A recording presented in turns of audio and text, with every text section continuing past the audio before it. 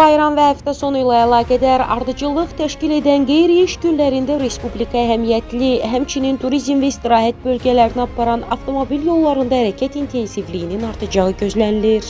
Kanal 21 xəbər verir ki, bu barədə Baş Dövlət Yol Polisi İdarəsinin müraciətində bildirilib.